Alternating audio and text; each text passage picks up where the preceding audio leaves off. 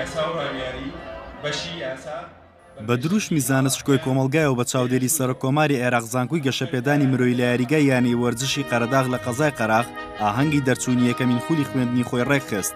ئاهەنگەکە بە ئامادەبوونی نوێنەری مامجەلال سەرۆککۆماری عێراق و نوێنەری سەرۆکی هەرێم و نوێنەری وەزیری خوێندنی باڵا و مامۆستایان و خوێندکاران و کەسوکاریان بەڕێوەچوو تیایدا بڕوانامەی دەرچوون بەخشرای 248 خوێندکاری 4 کۆلێژی جیاواز.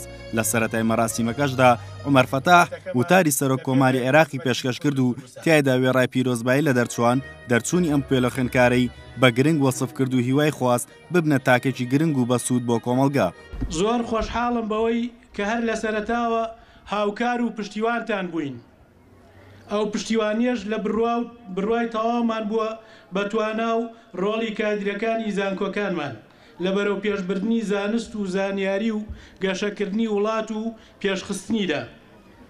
بەتایبەتی لەم قۆناغە تازەی میلەتەکەمانی پێدا گوزەر دەکات لە پێویستی بە گەڕخستن و پێشخستنی توانامرۆیەکان و توانە زانستەکان. دواتر نوێنەری وەزیری خوێندنی باڵا و توێژینەوەی زانستی لە وتەیەکدا بە نوێنەرایەتی وەزیری خوێندنی باڵا زانکۆ و بواری خوێندنی باڵای بە پێویست و گرنگ باس کرد و خوێندکارانی دەرچووی زانکۆکانیشی بە داینەمۆی ئەو پێشکەوتن و گرنگیە زانی. ڕاشیگەیان هەرێمی کوردستان لە ئێستادا لە ئاستێکی بەرزی زانستیدایە لە ڕووی خوێندنی باڵاوە. جێگای شانازیە کە ئێستا 9 زانکۆی ئەهلی و 2 لقی زانکۆی ئەهلی لە کوردستاندا شان بەشانی زانکۆ حکومیەکان خزمەت بە کەرتی خوێندنی باڵا دەکەن. یاسای وەبەرهێنان و کاراسانیەکانی حکوومەتی هەرێمی کوردستان هەلی گونجاویان بۆ کەرتی تایبەت ڕەخساندووە تاوەکو لە بواری خوێندنی باڵادا پرۆژەی گرنگ جێبەجێ بکەن. بەڵام دەبێ هەمیشە ئەو ڕاستێمان لە یاد بێت کە ناکرێ و نابێت خوێندنی باڵا تەنها وەکو کاڵایەکی بازرگانی سیر بکرێت.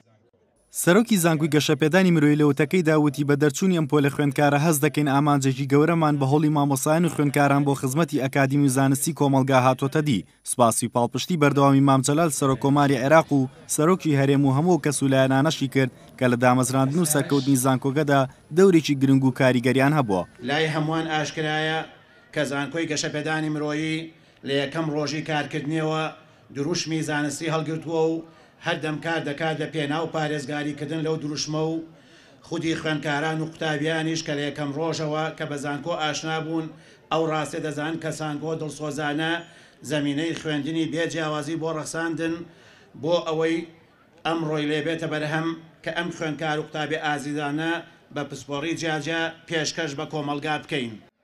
دەبێت بزانن کە بەرپرسیارێکی زۆرتان لە دواوتاریشدا دکتۆر عەلی قەرەداغی سەرۆکی ئەنجومەنی ئەمیندارەتی زانکۆی گەشەپێدانی مرۆیی وێڕای خۆشحاڵی بەهاتنە بەرهەمی دەرچوونی یەکەمین خولی خوێندکارانی زانکۆکە لە پەیامێکیدا بۆ دەرچوانی ئەم خولە ڕایگەیاند دەبێت بزانن بەرپرسیارەتێکی زۆرتان لەسرە بەرامبەر گەل و خاک و دەبێت بەو پەڕیتوانە خزمەتی ئەمکەن بەپێی شارەزای و پسپۆڕیتان. خوێندکارانی خۆشەویست، ئێستا ئێوە بە فەرمی دەرچووی زانکۆی گەشەپێدانی مرۆیین هەر بۆیە داواتان لە یەکەم کە گوڵنکەکانتان لە لای چەپەوە بگوێزنەوە بۆ لای ڕاست و پیرۆستان بێت. دواتر مەراسیمی سوێند خواردنی خوێندکاران دەستی پێ کرد و تیایدا بڕوانامەی بە کالۆرێز بەخشرای 240 خوێندکاری دەرچووی زانکۆکە و پێیان نایە قۆناغێکی تری ژیانەوە بەرەو خزمەتی گەل و کۆمەڵگا. لە کۆتایی ئاهەنگەکەشدا دکتۆر عەلی قەرەداغی دیاری تایبەتی بەخشی ئەو کەسولایەنانی کە هاوکار و پشتیوان بوون لە بنیادنان و سەرخستن و گەشەپێدانی زانکۆی گەشەپێدانی مرۆییدا لە نێویشیاندا مامجەلال سەرۆککۆماری عێراق. زانکۆی گەشەپێدانی مرۆیی یەکەمین زانکۆی لە ناوچەی قەرەداغدا و لە ساڵی 2010 مەزراوی یەکەمین پۆلی خوێندکار دەستیان کرد بە خوێندن تێیدا.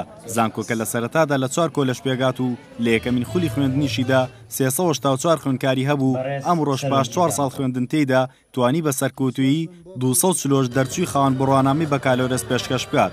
زانکۆش ڕۆژ بە ڕۆژ لە فراوانبووندایە و ئێستا خاوەنی 4 کۆلێژ و 13 بەشە و بۆ ئەم ساڵی خوێندن 3000 خوێندکاری هەیە و بەپێی ڕیزبەندی وەزارەتی خوێندنی باڵاش بۆ زانکۆ ئەهلیەکان لە پلەی شەشەمدا لەسەر ئاستی کوردستان. هاوکاریە سنگەلی کوردستان قەزای قەرەداغ. نەوا مەجید ئەحمەد، ئاری مەولود غەفور، دێرۆ مەهدی مستەفا.